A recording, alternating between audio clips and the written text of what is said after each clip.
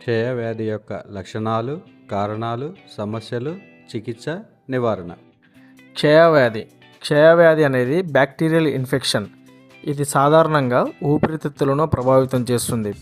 క్షయవ్యాధిని కలిగించే క్రిములు దగ్గు, తుమ్మటం మరియు ఉమ్మివేయటం ద్వారా గాలిలో కలుస్తుంది. తద్వారా ఆరోగ్యవంతమైన వారికి సోకుతుంది. క్షయవ్యాధి మైక్రోబ్యాక్టీరియా ట్యూబర్క్యులోసిస్ వల్ల వస్తుంది. ఇది శ్వాసకోశ మార్గం ద్వారా వ్యాపిస్తుంది. క్షయవ్యాధిపై అవగాహన పెంచడానికి ప్రపంచ క్షయ దినోత్సవాన్ని 1982 నుండి ప్రతి సంవత్సరం మార్చి 24న జరుపుకుంటారు. సంక్రమణ స్థానం ఆధారంగా 2 రకాల క్షయవ్యాధులు కనిపిస్తాయి. అవి pulmonary TB, extra pulmonary TB. ఊపిరితిత్తులలో కనపడే క్షయవ్యాధి పల్మనరీ టీబీ వ్యాధి. ఊపిరితిత్తులు కాకుండా ఇతర అవయవాల వ్యవస్థలలో సంభవిస్తుంది. ఇది అత్యంత సాధారణంగా కణుపులు, ఫ్లోరా, ఎముక, కీళ్ళు మొదలైన ప్రదేశాలలో ఎక్స్ట్రా పల్మనరీ సంభవిస్తుంది.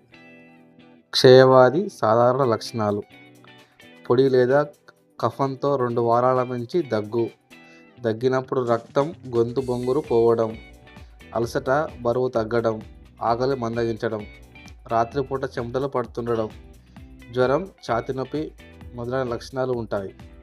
క్షయవ్యాధి యొక్క కారకాలు: రోగనిరోధక శక్తి ప్రథమ కారకం.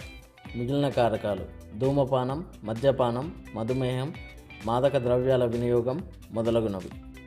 క్షయవ్యాధి యొక్క నిర్ధారణ.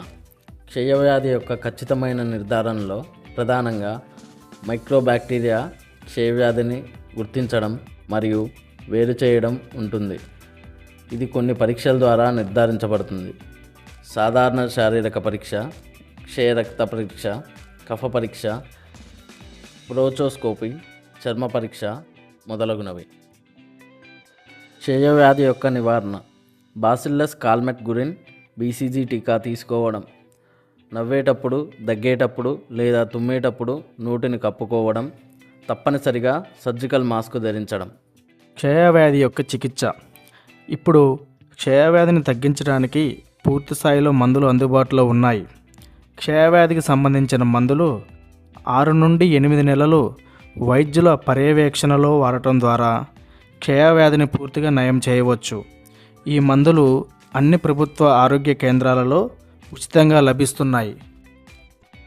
క్షయవ్యాధి నివారణ నిర్మూలనపై 100 రోజుల ప్రచార కార్యక్రమంలో భాగంగా సాగర్ సిమెంట్ లిమిటెడ్ వివిధ ప్రదేశాల్లో అవగాహన కార్యక్రమాలను నిర్వహించారు.